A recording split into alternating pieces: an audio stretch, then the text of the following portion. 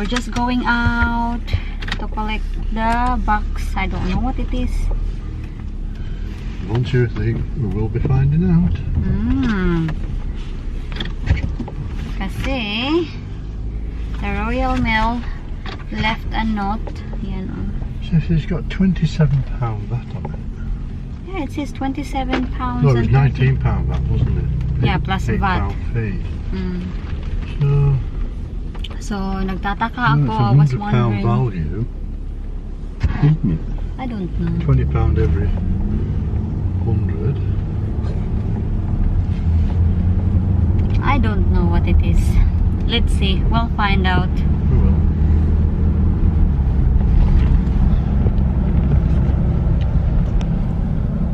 Depressing yung weather ngayon. It's so depressing, honey.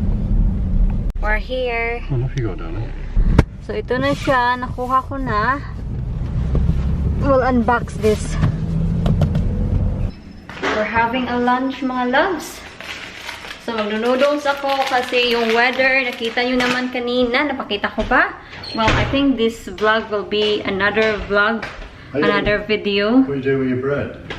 I'm having this one and noodles because the weather is very depressing. Depressing. Nothing to be depressed about. You're alive. Well, I know I am alive. I am thankful for that. But my body is looking something. Yeah. A hot soup. Yeah. I haven't got enough cheese here. So, naghihintay na lang tayo sa ating tubig. Happy birthday, Tony! Happy birthday! So, Did you post it? what post? What? No, I haven't. No. No, you posted. Ah, You need to learn. I don't you posted it. Sold the bra yesterday. Oh, you sold the bra. I do free fitting. Sa AB namin.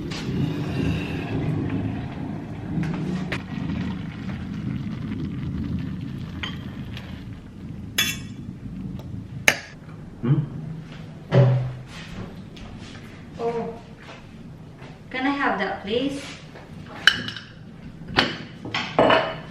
Thank you. So this is my lunch. Sabaw. I have a slice of bread. We're now on it. Huh? We're now on it. Oh, what? There's now on your bread. No butter on your bread. Why you speak weird? English? That's not in English. What now? What is it? That's I don't know.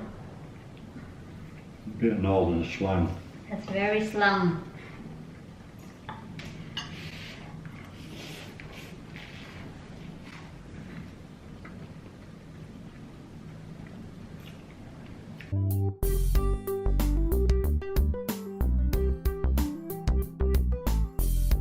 Many hours later. So ngayon mga palangga, gagawa tayo ng shepherd's pie para sa birthday meal ni Mr. So kukuha tayo ng maraming potato sa ating garden. Charot.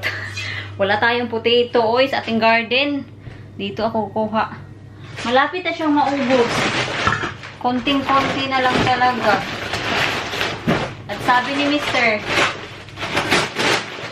bibili siya nito.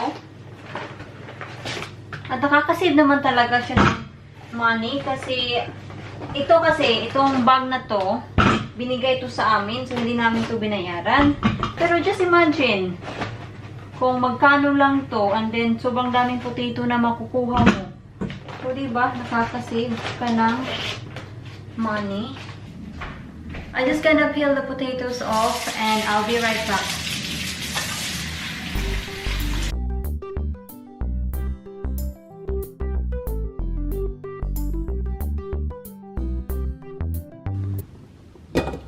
Yan na. So at the moment, I'm just looking a recipe online. A recipe for shepherd's pie. So anyway, There's plenty of recipe online, but I don't know. Most of the recipes na nahanap ko dito, marami silang hinihingi, and some of the recipe I don't have. So, kukuha na lang ako ng idea online, and then we'll just use what we have. So, yung lamb dice natin, not dice, lamb mince, naka-defrosted na siya. So, maghahanap tayo dito sa ating kailangan natin to. I think pwede naman yan. Carrots. Maglagay tayo ng carrots. At maglagay tayo ng peas. So, I think yun yung gagamitin natin sa ating shepherd's pie. Oh, we need onion. So, I'll just gonna prepare this mga palangga. And then, magigisa tayo after this.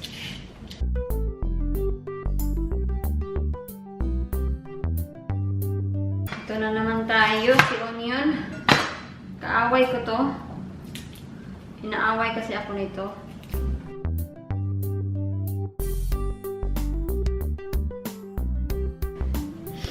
Masaya po ako. Masaya po ako sa aking love life.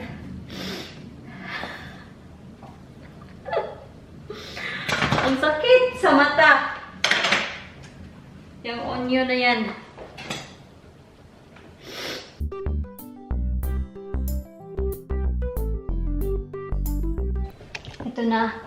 Ito na, igigisa na natin yung ating sibuyas. Oy, hindi ko na lang kayo isasama kasi takot ako.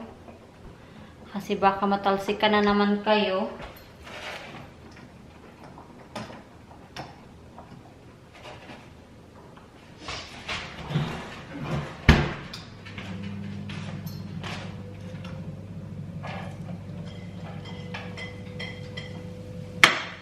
Gigisa natin. Ilalagay na natin yung carrots.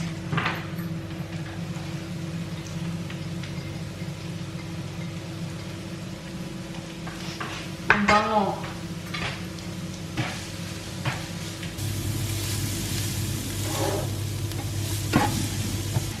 So, ngayon naman, isusunod ko yung ating lamb mince. Hindi naman to tumatalsik yung niluluto ko. So, pwede ko kayong ilapit. So, yan na siya. Ang ganda niya tingnan. So, kailangan na natin siyang ipa-brown. I-timelapse ko kayo.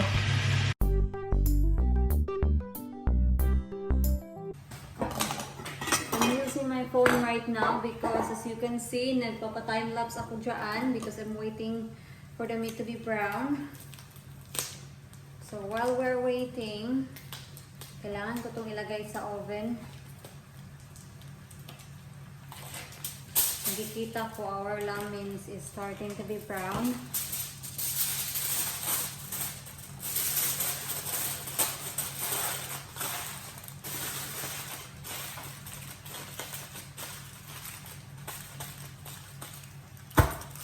So, yan na.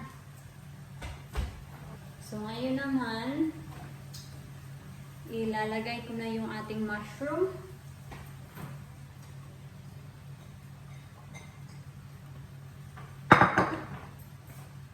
Kailangan natin ng isang beef cubes.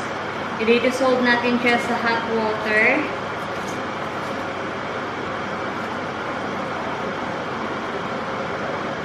And kailangan din natin ng corn flour and water, cold water. Unahin natin itong corn flour.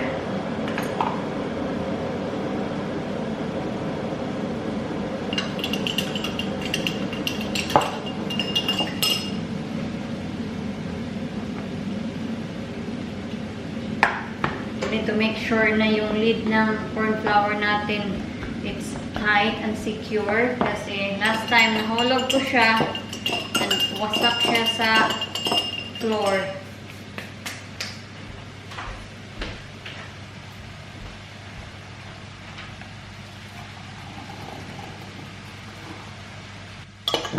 Haluin natin to make sure it's all dissolved. Then, mag-a-add ako dito ng cold water. Mga ganito lang. And then, warm na siya. At ilalagay natin yung ating corn flour para lumapot.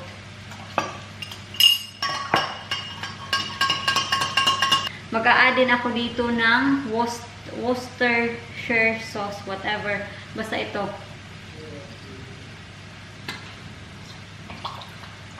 Yan. Ilalagay din ako ng ground black pepper. Dito ko na siya ilalagay. Yan. And also, kaunting rosemary. And then, ipo-pour natin to sa ating lamb mince.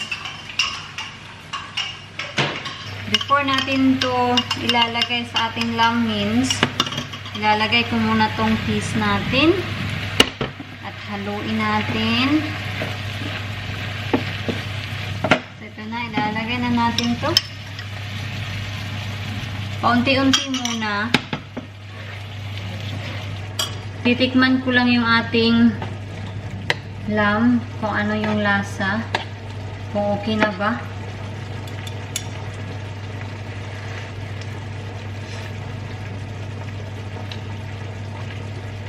Kulang siya ng asin.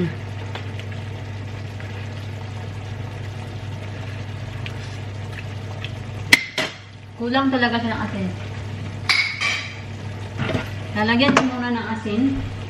Hindi ko kasi siya nilagyan ng asin kasi akala ko yung beef cubes maalat na yan. So, akala ko hindi na siya pwedeng lagyan ng asin or tama na yung lasa niya. Pero obviously, we need to add a little bit salt. Titikman natin ulit. So, nilagyan ko na siya ng salt. Masarap. Kailangan natin i-mash yung ating potato. Lit talaga yung tea natin ngayon. Hapas na dito. Hapas 4. Nag-edit kasi ako ng mga vlog kanina. Kaya ayon, hindi ako nakasimula sa ating shepherd's pie na maaga. Lalagyan ko siya ng butter. Lalagyan natin ng milk. So, yan. Happy na ako dyan. Kukunin ko lang yung dish. What are we having with this?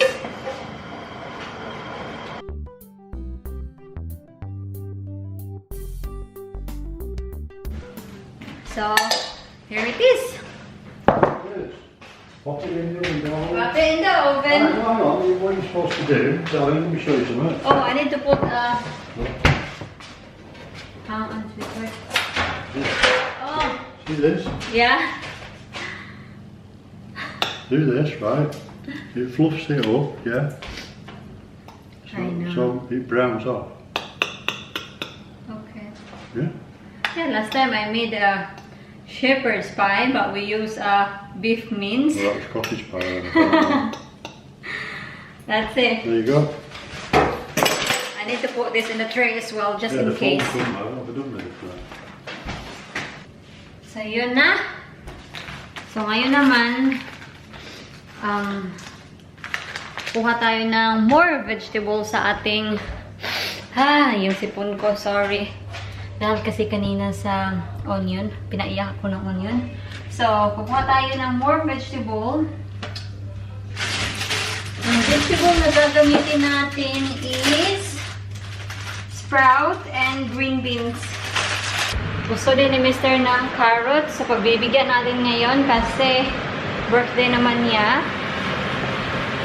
Hindi na sana ako maglalagay ng carrots kasi meron na tayong carrots na nilagay sa ating lamb. Pero, nahihingi pa din siya. So, okay. Nag-request pa din. Tingnan niyo kung ano yung ginawa ni Mr. sa cake.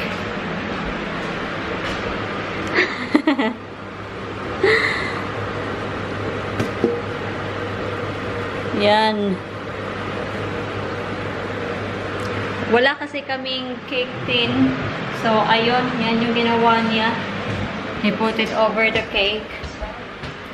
He's watching the trays. Hi, mister! Oh, brother. Yeah. Oh, how's tea? Nearly there. Well, I'm wasting away.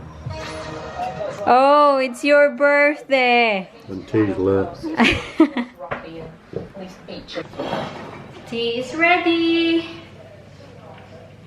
John! Tea is ready. Hey, that looks good. No, Tingnan nyo, yan. we've got no drinking. What are you doing, John? Be careful. You burn yourself and you're screaming. So, ito yung close-up. Oh, it looks so yummy. Oh, that's too much. That's too much, sweetheart. So, this is John's birthday meal. I hope you like it. Hey, mister. There we go. There you go. I want a little bit of gravy. You want a bit of gravy. There you go. So, kain. Yan. Ito yung tea.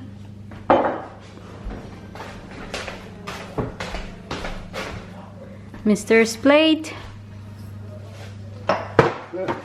And there you go. Happy man now.